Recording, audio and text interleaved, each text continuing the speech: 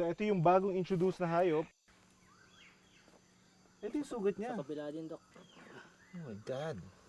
Kailangan tutahiin.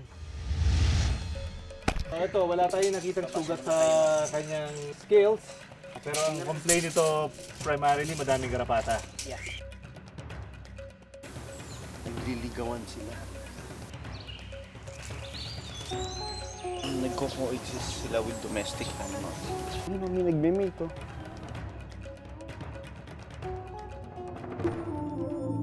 Bumalik tayo sa Palawan Wildlife Conservation Center kasi nabalitaan natin na may mga hayop doon na nangangailangan ng veterinary attention. Nakilala ko si Dong Gion, isa sa mga nag-aalaga ng mga hayop. We're doing this runs kasi may 3 buwan na yata walang veterinary dito sa center. Lagi naman tayo nandito, so nagbakasakali tayo na punta dito at tumulong na rin sa kanila kung ano man yung mga pangangailangan. Una niyang pinakita sa akin ng isang Palawan porcupine na mukhang may sakit.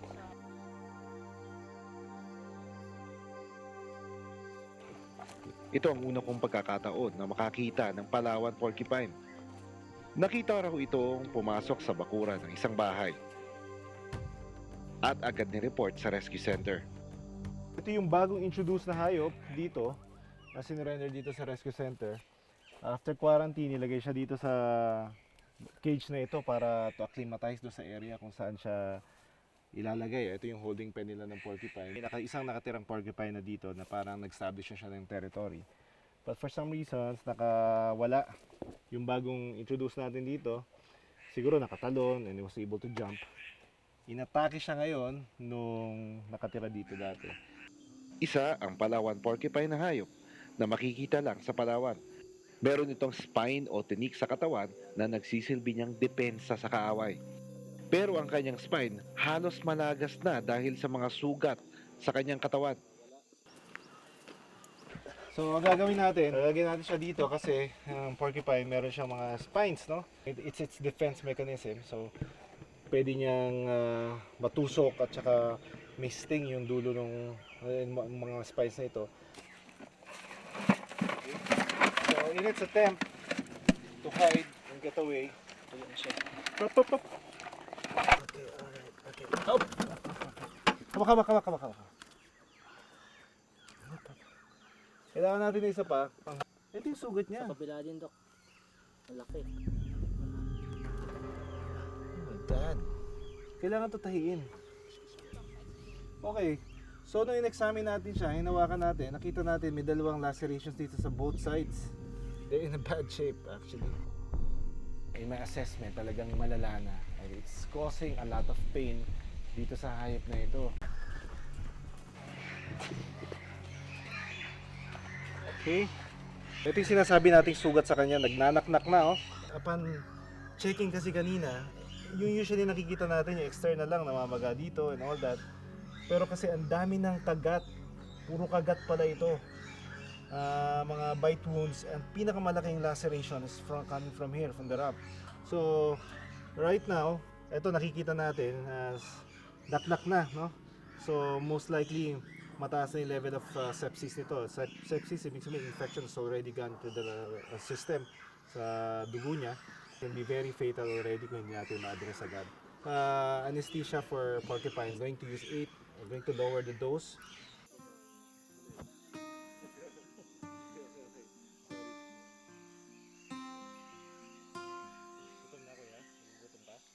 So, tingnan mo yung ipin niya kung gaano kahaba, oh. Tatalas pa, continuously grows. So, kung talagang nakagat siya, talagang babaon, tsaka lacerations. Kita mo, ito yung mga bite wounds niya dati, oh. Mga kagat-kagat. Itong mga hayop na to, tatago nila kung ano yung kahinaan nila, kung ano yung sakit nila. They're not gonna show it kasi it's a sign of weakness. Lalo silang ma-attack, no? Kailangan tahiin ng sugat para maiwasan ang lalong paglala nito.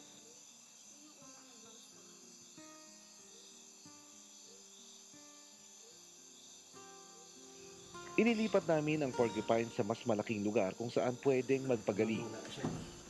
Okay.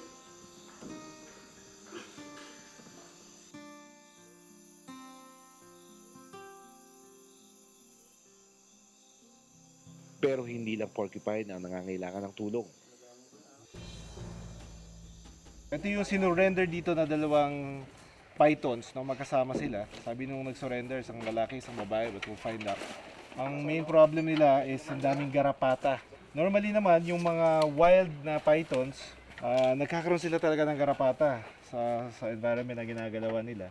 Pero these are actually kept pythons, no? Ready, boys? Okay na, okay na. Hawak lang. Hawak. Bitaw na. Bitaw na. Ito dati to nagkaroon ng mouth rat, nakadat. Now we check for ticks. Tingnan natin, kuya. Ito, wala tayong nakitang sugat sa kanyang scales. Wala rin tayong nakitang garapata, no? Pero ang complaint nito primarily madaming garapata. Yeah. Okay. Check natin. Ito yung medyo malaki. At napansin ko kanina may sugat yung sa nguso niya.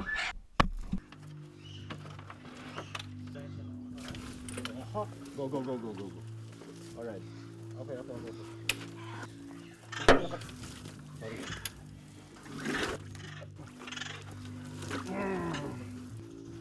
Nice.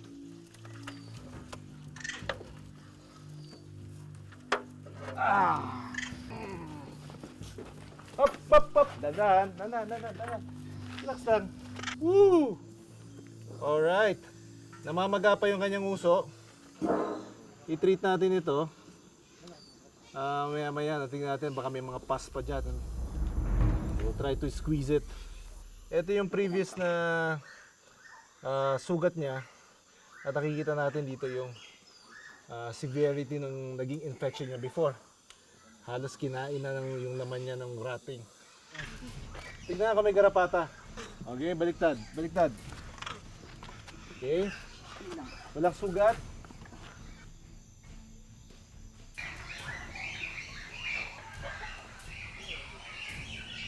Ito yan nawakwak yung ano niya dati dito. Wala namang nana or anything. Dito lang sa ipin. Madali lang itong i-address. Kailangan lang linisin yung lugar kung saan nakatago itong snake. Bigyan ng proper treatment. No? Maging ang palm civet cat na umusang na ito na mukhang mahina na. Tinurn over ang musang noong 2014. Napadpad kasi ang musang sa isang bahay. Dahil sa takot ng may-ari ng bahay na makakagat ito, agad daw itong tinawag sa rescue center.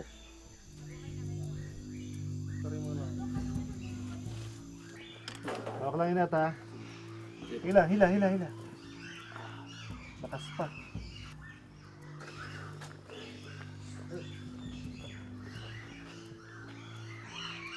So ang ginagawa ko, medyo dehydrated tong, kita natin very emaciated na siya, no?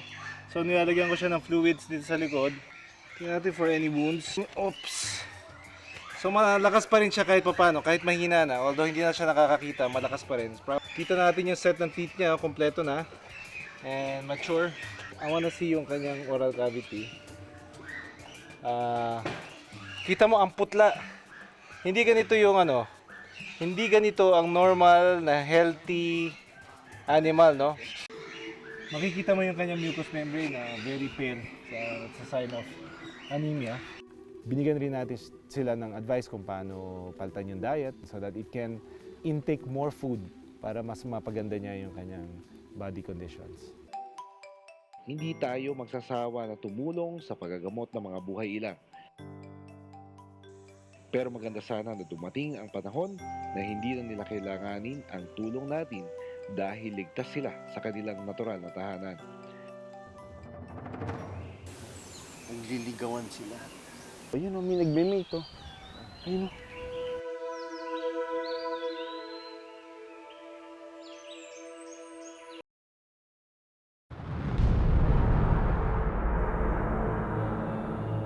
Tuwing alas 9 ng umaga, isang bahagi ng ilog na ito ang napupuno ng mga ibid o Philippine sailfin lizard. Nagtitipon-tipon sila rito para kumain.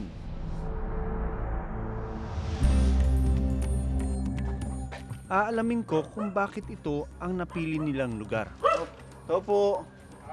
Kayo po si Mang Rodolfo po. Ay, si Dr. Donato po. Wow, ang ganda naman ng pwesto nyo dito. Wow! Look at this!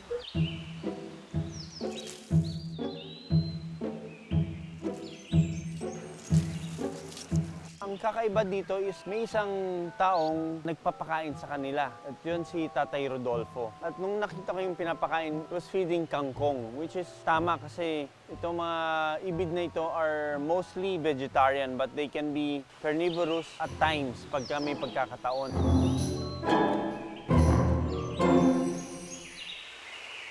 Labing 3 taon na daw ginagawa ni Tatay Rodolfo ang pagpapakain sa mga ibid. Isang ibid lang daw ang sinubukan niyang pakainin noon hanggang sa dumami na ng dumami ang dumadayo sa bahay niya. Ito yung parati yung nadadatnan pagkagising niyo sa umaga. Oo. Wala akong ibang libangan kundi ganyan eh.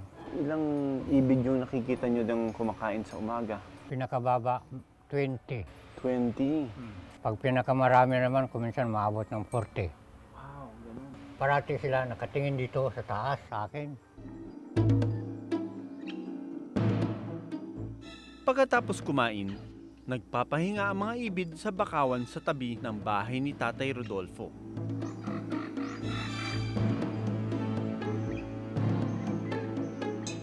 Dito sa harap natin ngayon, I think 20 plus up to 30 plus ang nandito sa harap natin.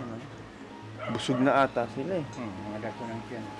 Hindi nyo pa na basta sa inyo, ang mahalaga pakainin lang ninyo, no? Nag-set up kami ng iba't ibang kamera para makunan sila ng mas malapitan pa.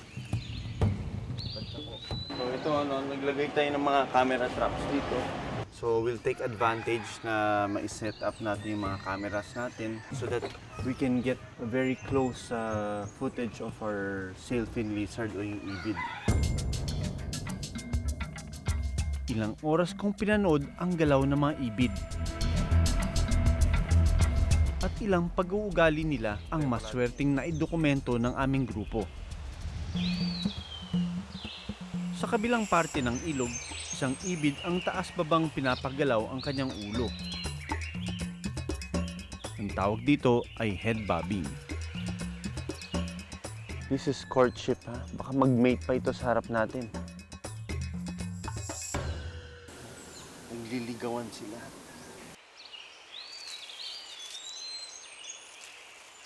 Yung itong pathway na ito, ayun may nagme-mate oh. Ayun oh. The male is biting sa nape niya. So dito pa lang, marami na tayong ma-observe na behavior dito.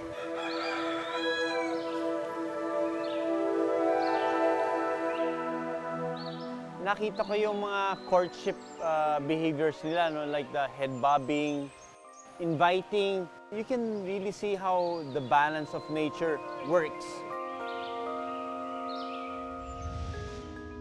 Noong 2013, naidokumento namin kung paano tumakbo sa ibabaw ng tubig ang mga batang ibid. Pero kaya rin pala itong gawin kahit ng malalaki at matatandang sailfin lizard.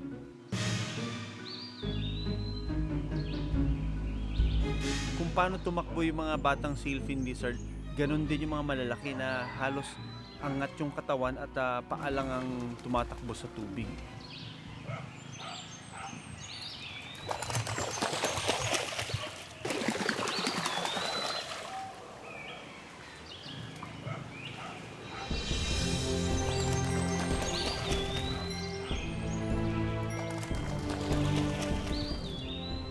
Ginagawa ng mga ibid ang ganitong pagtakbo sa tuwing nakakaramdam ng panganib sa paligid at para mabilis na makatakas mula sa kanilang mga predator. Sa ibang lugar, itong mga ibid na ito ay hinuhuli, pinupulutan, hinuhuli para ibenta sa pet trade. Ito yung kabaliktaran. Walang nagsabi kay Mang Rodolfo na gawin ito. Na-amaze ako na may mga tao palang ganito na hindi mo may isip na to do conservation in your own way. Sa sarili kong obserbasyon, ligtas na nakakapaggala ang mga ibid sa barangay na ito. So, dito lang sa bakuran, sa kapitbahay nila Mang Rodolfo. And what's so unusual is nandito siya sa talian ng manok. And wala, nagko-coexist sila with domestic animals. Habang patuloy ang pagkilala ko sa lugar at sa mga ibid na nakatira dito, nagulat ako sa pinakita ni Tatay Rodolfo. So, 3 hatchlings.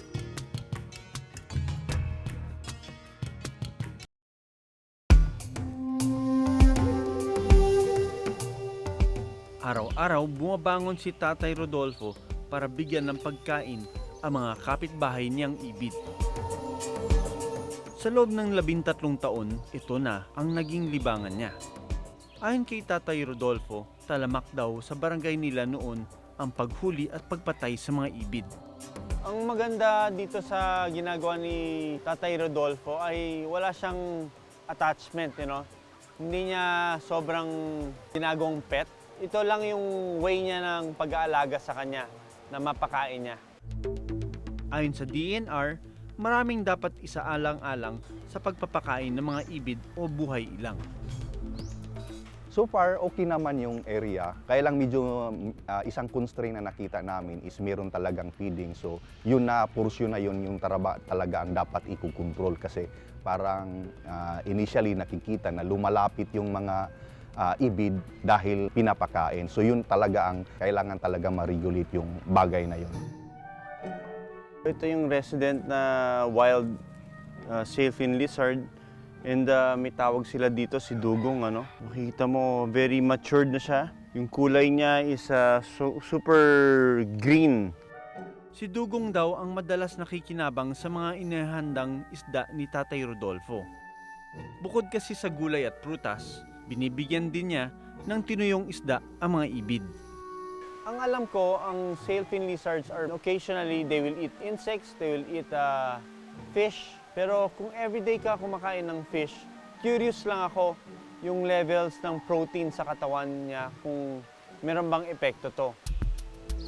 Bilang veterinaryo, mahalaga sa akin na malaman ang kalagayan ng kalusugan ng mga ibid sa lugar.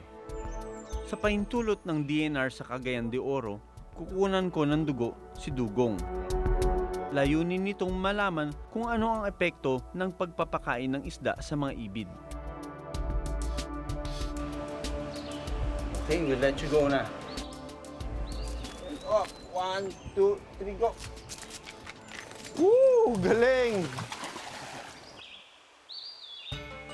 Pero nagulat ako sa kasunod na ipinakita sa amin ni Mang Rodolfo. Ito yung mga hatchling pa lang, mukhang kapipisa lang nito last week. So, 3 hatchlings. Kailan nyo po nakuha ito dun sa buhanginan? Mga may ganyan siyang linggo. Okay, more than 1 week. So, cute cute nila. Tay, saan nyo po pakakawalan to? Doon sa malayo-layo dito sa marami. Bakit hindi po nyo dito pakakawalan? Hinahabol ng mga malaki. Ganon, okay. Pumayag naman si Mang Rodolfo na pakawalan ang mga batang ibid. Papakawala na tayo ng mga hatchlings.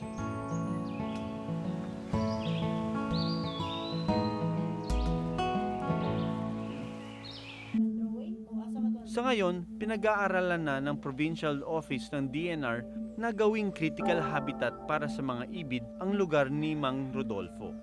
So tinitingnan namin ngayon na mag-create kami ng technical working group, including dapat kasama talaga yung may-ari o yung tao na doon nakatira, and then the barangay, and then the local government, para matingnan kung how to regulate entry of people, specifically how to make the habitat na conducive pa rin doon sa mga sailfin lizards. Normal ang resulta ng blood test na isinagawa namin. Siguro na rin, ibang sitwasyon kung ang mga ibid na ito ay nakakulong at gano'n ang pakain nila, siguradong tataas yung kanilang uric acid. Pero dahil nakakawala sila at malayo silang nakakapili ng pagkain nila, kaya normal pa rin itong lumabas. Sa Pilipinas, iilan lang ang mga lugar kung saan may tuturing na ligtas at protektado ang mga buhay ilang. Kaya naman, mahalagang bigyan ng pansin ang mga lugar tulad nito, kung saan ang mga residente mismo ang gumagawa ng paraan para mapayapang mabuhay kasama ang mga buhay ilang. Ano na ito? Lumalaban na.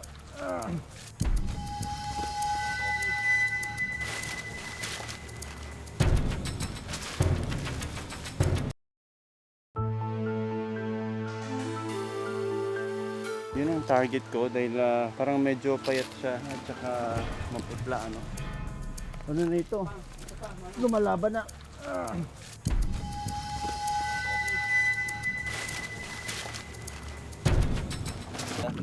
Ginagawa nila itong ganitong klaseng pond para ma-simulate nila yung mga isda, no? Nakikita natin talaga yung mga malalaking isda na mga lapu-lapu.